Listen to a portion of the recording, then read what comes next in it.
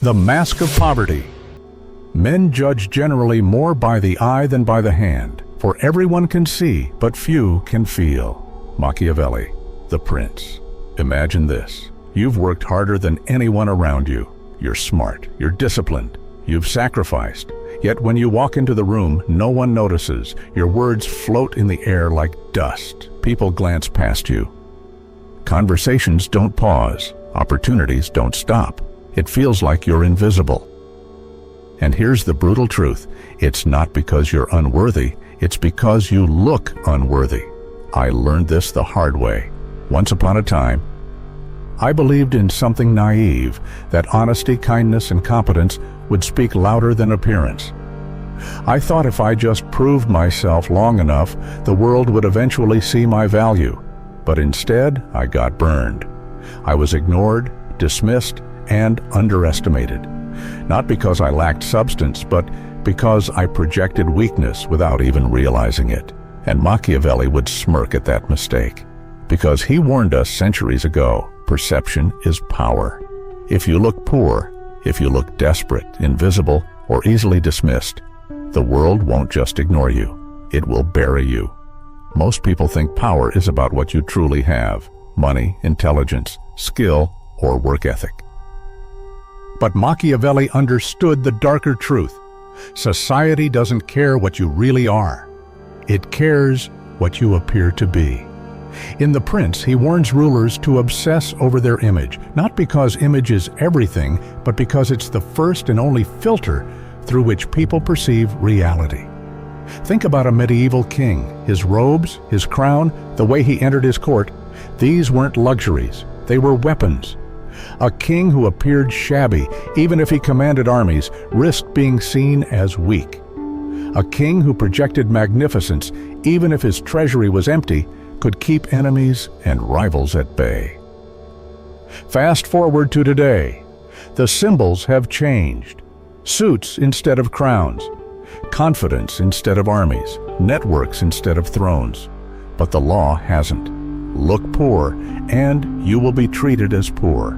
Look powerful, and people will treat you as powerful, often before you've earned it. Here's where idealists fall into the pit.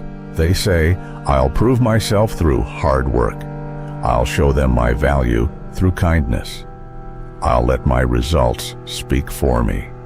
Sounds noble, right? But Machiavelli would laugh. Because the world does not wait for your story. It doesn't read your resume in real time. It makes snap judgments, usually in less than 7 seconds. And here's the bitter twist. When you try to explain your value, you only look more desperate. Desperation smells like poverty. The more you insist, the weaker you appear. Think about it.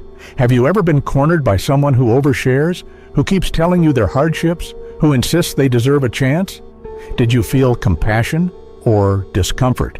That's what weakness does. It makes people step back. I remember walking into a business meeting years ago, dressed in clothes that screamed cheap. Not intentionally. I simply thought results would speak louder than my appearance. I thought, they'll respect me because of my intelligence. But the opposite happened. The conversation shifted past me. I was politely tolerated, not respected. Later, I found out the client went with someone else. Someone less competent, but sharper in presence. That day, I realized something Machiavelli had written 500 years earlier.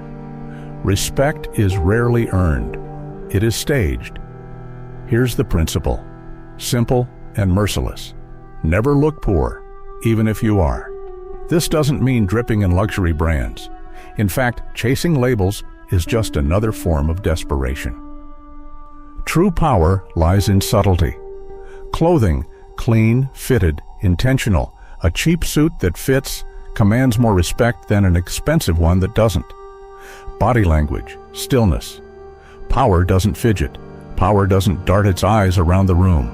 Voice, steady, measured. Poor men shout to be heard. Powerful men whisper and people lean in. This is psychological warfare played out in silence. Humans are wired to follow strength and recoil from weakness. Your appearance is a signal, one that either commands or repels. Want proof? Look at dating. You go on a first date looking sloppy, unprepared, maybe a little desperate. No matter how charming or kind you are, the other person's subconscious already writes your story. This person doesn't value themselves, so why should I? It's not about money. It's about signals. And the same applies in boardrooms, interviews, family gatherings, and friendships. People may never articulate it, but they are constantly ranking you in invisible hierarchies. Machiavelli's cruel truth is this: those rankings decide opportunities long before your actual value is revealed. So here's the question I want you to wrestle with. Would you rather be seen as strong before you prove it, or wait until your strength is proven, knowing most people won't give you the chance? Be honest with yourself. Which path wins in the real world? Let me tell you this, some of the most powerful men in history weren't rich when they started, but they mastered the art of not looking poor. They projected strength, control, and inevitability until people treated them as powerful. That illusion became reality. And in part 2, I'll show you exactly how one man, mocked for being too polished, too proud, used this Machiavellian principle to rise from obscurity to near absolute power. The theater of power. Everyone sees what you appear to be. Few experience what you really are. Machiavelli. The prince history is full of people who weren't born powerful, but became so because they looked powerful before they truly were. They understood Machiavelli's brutal lesson: appearances create opportunities long before merit does. Take Julius Caesar. Before he was the ruler of Rome, before he commanded legions, Caesar was a young man from a relatively modest branch of his family. His enemies mocked him, not for weakness, but for what they saw as arrogance. He dressed with polish, spoke with poise, and carried himself as though greatness was inevitable. Some sneered, "Who does this man think he is? He's not even rich. He's not even in command." But the people saw something different. They saw confidence.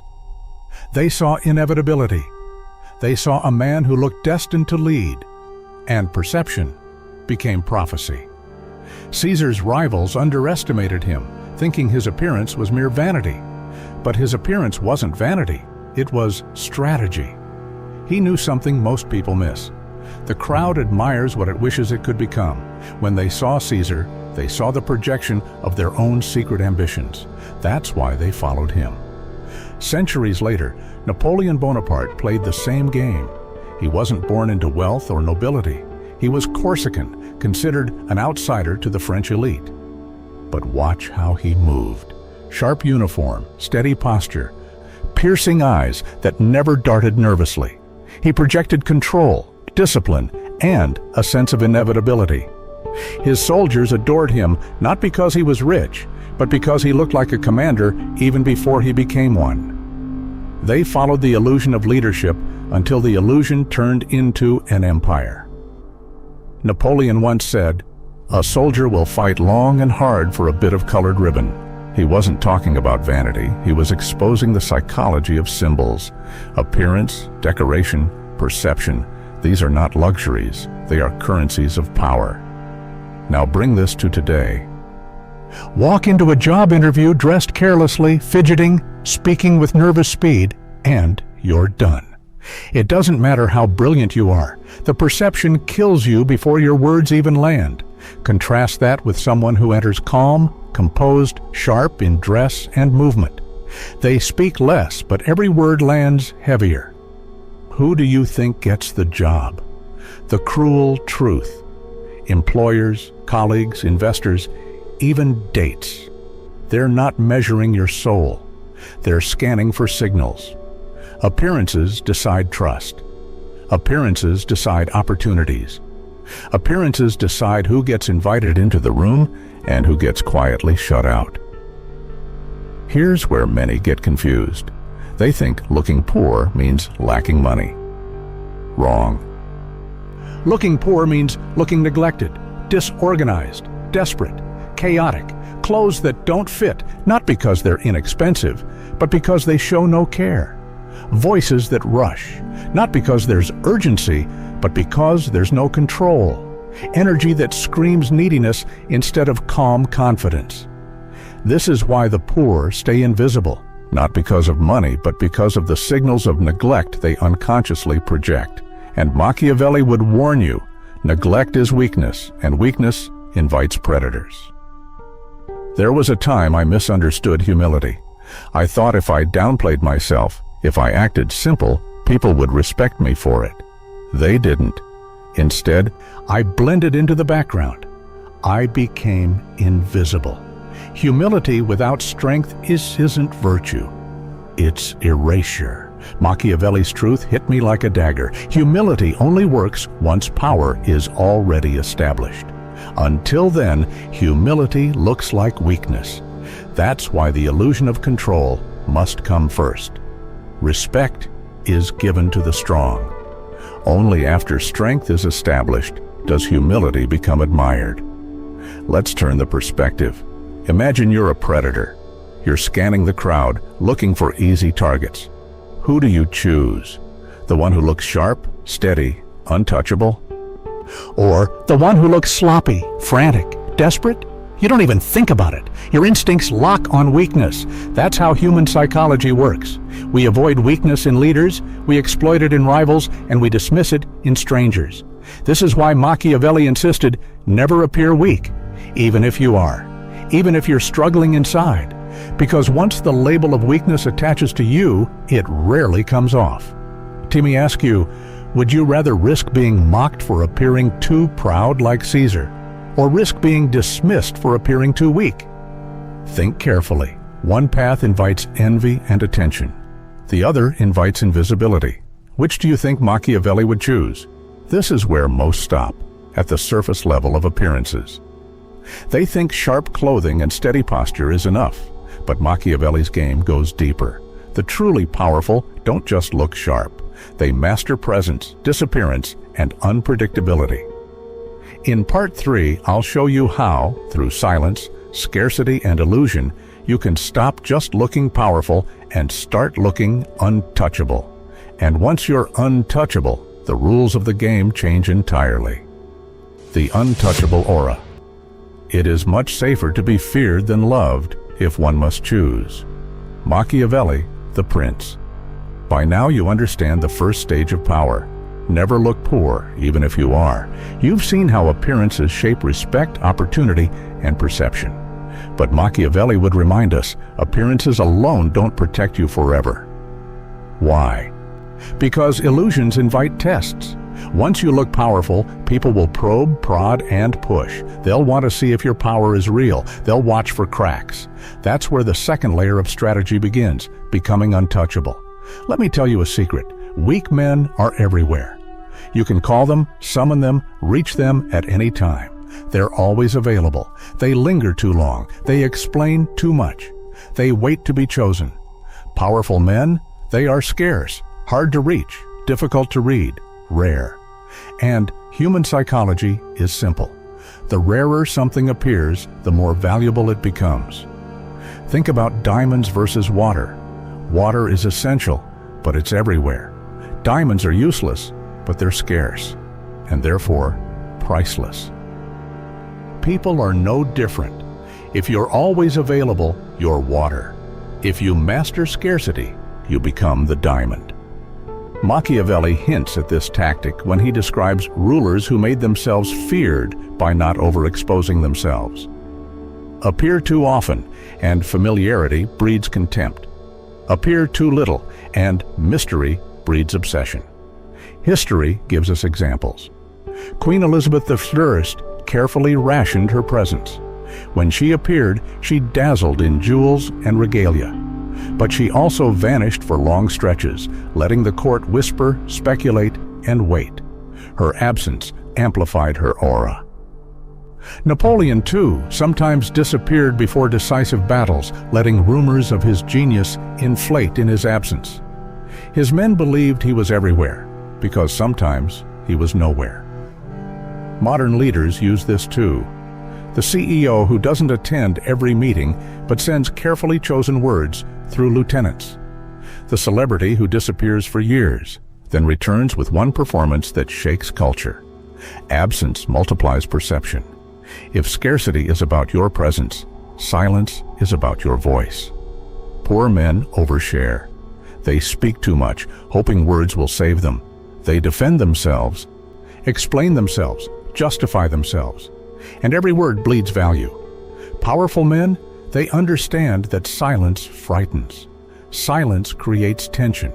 Silence forces others to fill in the blanks with their imagination, and imagination always exaggerates. When you speak less, people assume you know more. When you pause, they lean in. When you whisper, they hush to hear. Machiavelli knew words are cheap, but silence is expensive. I once sabotaged myself by talking too much. I thought conversation was connection, that sharing more details made people trust me. But what I didn't realize was that I was bleeding power with every unnecessary sentence.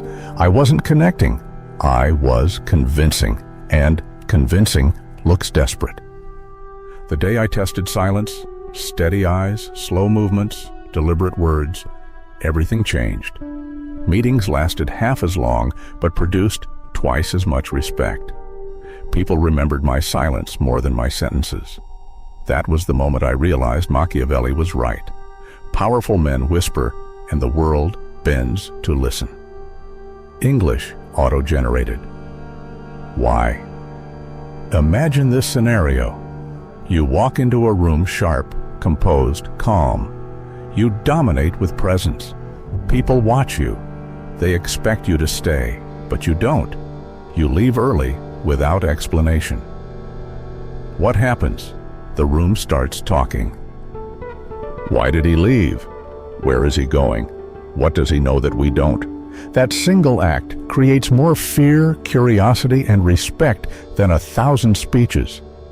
Because people don't fear what they can see, they fear what they cannot predict. So here's the uncomfortable question. Would you rather be liked for being always available, or feared for being unpredictable? Think about it. Which creates more respect in the long run? Which protects you from being dismissed, underestimated, or exploited? Machiavelli had no doubt. Go back to the predator's lens. Who do you attack?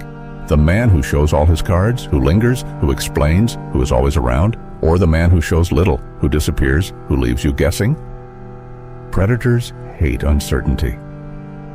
They want easy prey. Unpredictability is the ultimate shield. This is why Machiavelli wrote, "It is much safer to be feared than loved." Fear protects you. Love without fear exposes you. So, how do you practice untouchability in modern life? Master scarcity.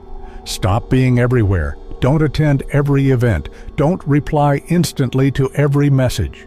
Don't overshare online. Make people wait. Make them chase. Master silence in conversations. Say less. When tempted to explain, resist. Let your silence create tension. Let others imagine your power. Master exits. Don't overstay. Enter with presence. Leave before you're forgotten. Make absence your shadow. Each tactic makes you harder to predict. And unpredictability turns power into armor. Think of Steve Jobs. There were stretches where he vanished from the public eye. No interviews, no casual updates, no endless appearances. But when he did appear, on stage, in his black turtleneck, holding up a new device, the world stopped breathing. Scarcity, silence, presence, exit. That's not charisma.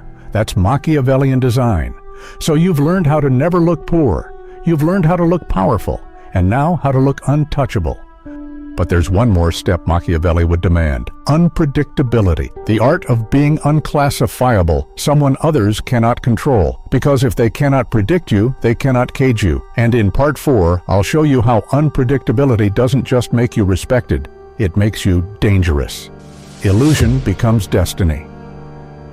A wise man ought always to keep his way of behaving so flexible that he can shift as fortune and circumstances demand. Machiavelli, the prince.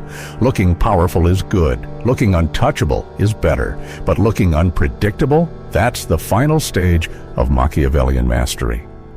Because once people think they understand you, they start to plan around you. They study your patterns, anticipate your moves, and prepare to exploit your weaknesses. Predictability is comfort, and comfort breeds control. The moment people can predict you, they can cage you. Humans fear what they can't place. We respect sharpness. We admire discipline. But we fear mystery. Why? Because the unknown forces us to imagine, and the imagination always exaggerates. When people don't know your limits, they assume they are higher than they are. When they don't know your motives, they assume they are deeper. When they don't know your next move, they assume it could be lethal. That assumption alone keeps you safe. Consider Hannibal Barca, the Carthaginian general who terrified Rome. What made him so dangerous wasn't just his tactics, it was his unpredictability. Who could have imagined someone marching elephants across the Alps? The audacity alone shocked his enemies into hesitation. Rome feared him not only for his victories, but because they couldn't guess his next move. That uncertainty was a weapon sharper than any sword. Now compare him to predictable generals. Their strategies could be mapped, anticipated, and neutralized. Predictability kills power. Unpredictability multiplies it. Look at Elon Musk. He's mocked, admired, feared, and criticized all at once. Why? Because he's unpredictable. One day he launches rockets. The next day he sells flamethrowers. Then he buys Twitter and throws the entire platform into chaos. Love him or hate him, his unpredictability makes him impossible to ignore. It keeps competitors off balance. It forces markets to adapt to him instead of the other way around. That's Machiavellian. Society loves to tell you, be consistent, be predictable, be stable. That advice works if you want to be ordinary, but if you want power, consistency becomes a prison. Predictability makes you a tool others can plan around. Machiavelli advised rulers to be flexible, to shift, to adapt, to bend when the wind changes and strike when it stills.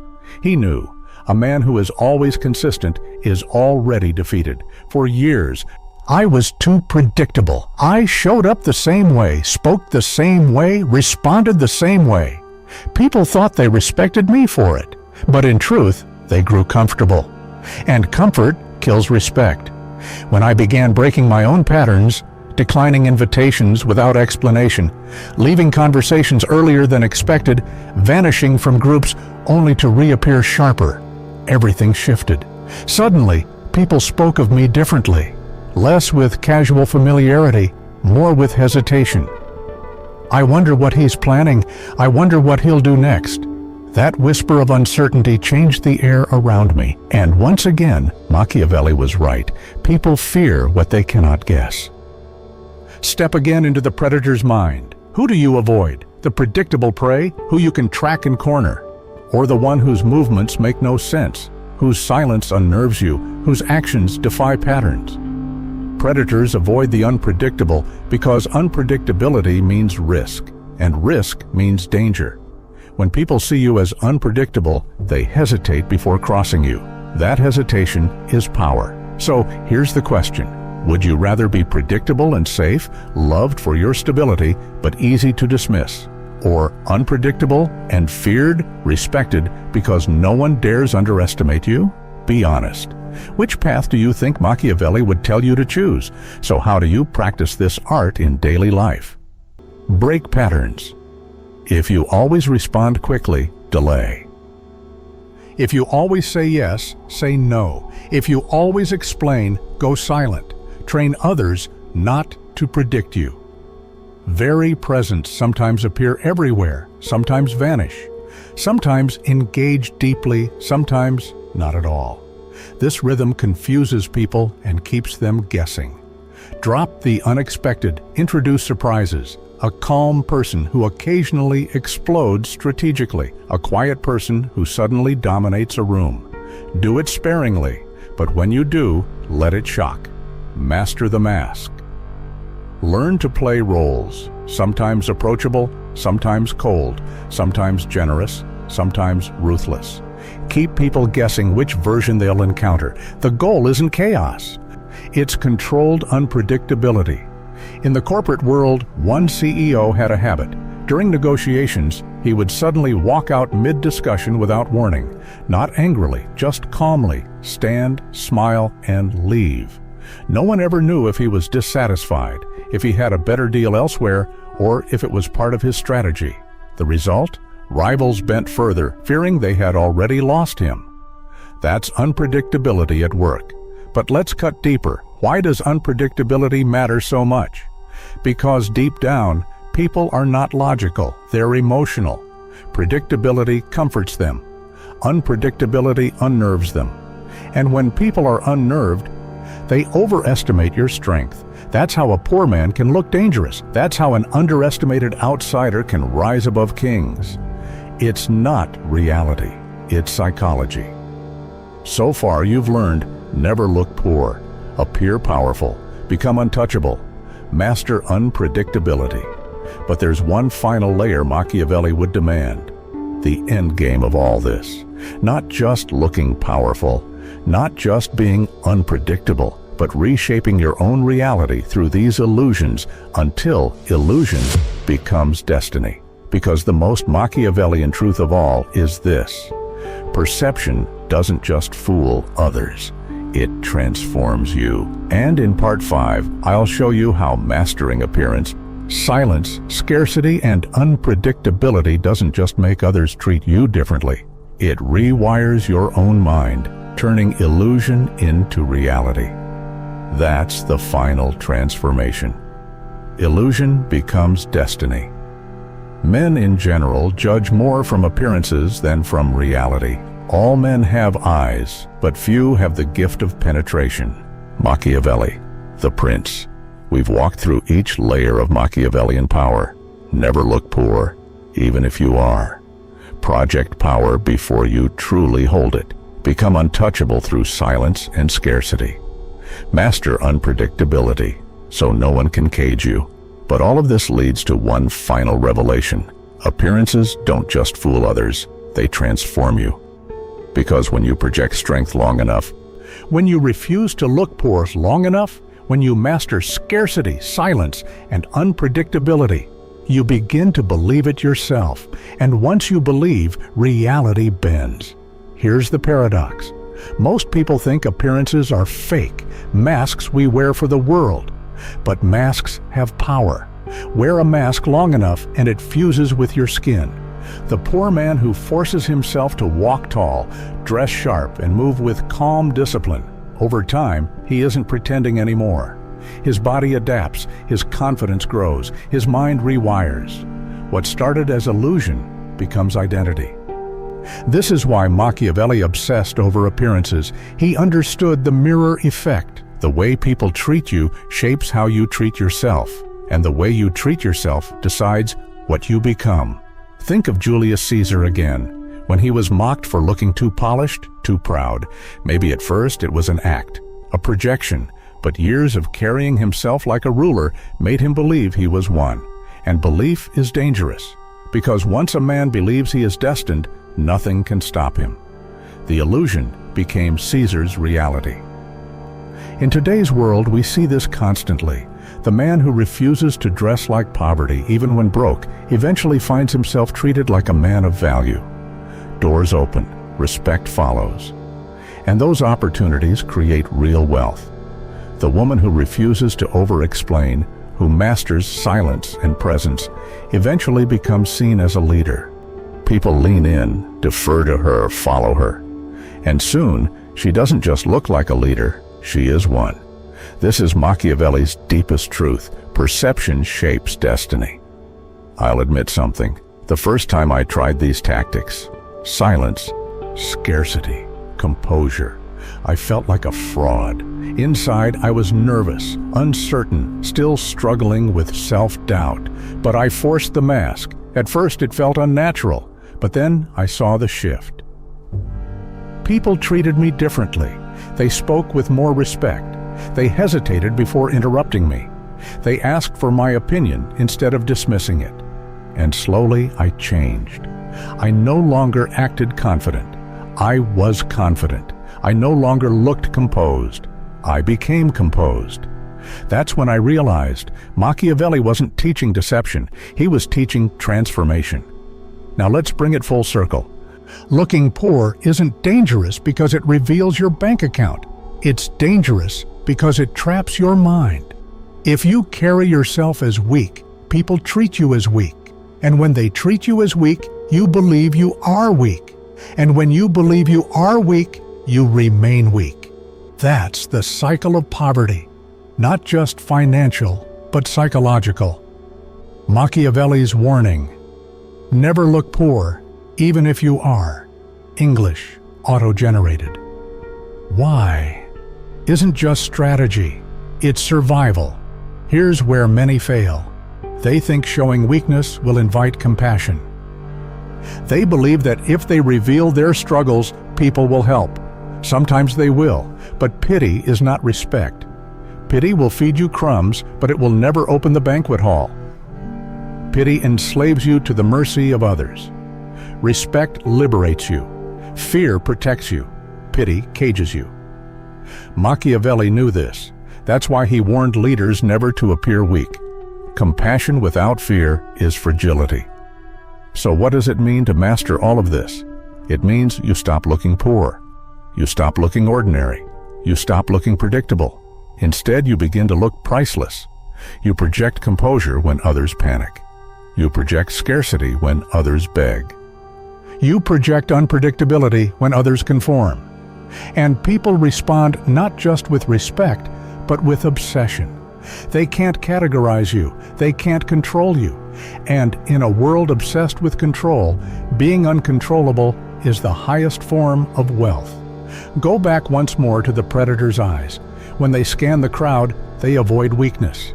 They hunt predictability, but when they see you, calm, scarce, silent, unpredictable, they pause. They hesitate. They whisper, "Better not cross him. Better not test her." That hesitation is everything. It's the invisible shield that protects you.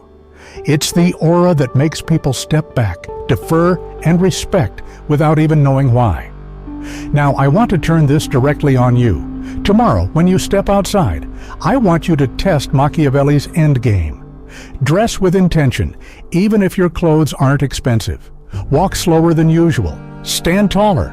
Move with stillness. Say less than you normally would. Let silence breathe. Leave earlier than expected. Make absence your weapon. Break one small pattern, just enough to remind people you cannot be predicted. And then watch. Watch how people's eyes shift. Watch how their tone changes. Watch how respect appears out of nowhere. That's not magic. That's Machiavelli's hidden truth playing out in real time. The world is not fair. It never has been. People don't see you for who you are. They see you for who you appear to be. And if you appear poor, desperate, or weak, they will bury you under that label forever. But if you appear strong, composed, untouchable, unpredictable, they will treat you as power itself. And soon, that treatment reshapes your reality. Illusion becomes destiny. Machiavelli's warning is clear. Never look poor, even if you are. Because perception builds reputation. Reputation builds opportunity, and opportunity builds power. Now, I'll leave you with this. Do you believe people are naturally good, or are they just playing the same game of appearances? Drop your answer in the comments. And if this resonated with you, subscribe. Because here, we don't deal in fairy tales. We deal in truth. Ruthless truth. The kind Machiavelli would whisper in your ear as the world tries to lie to you. Remember this every time you step into the world. Power is not about what you have. It's about what they believe you have. And if you control that belief, you control everything.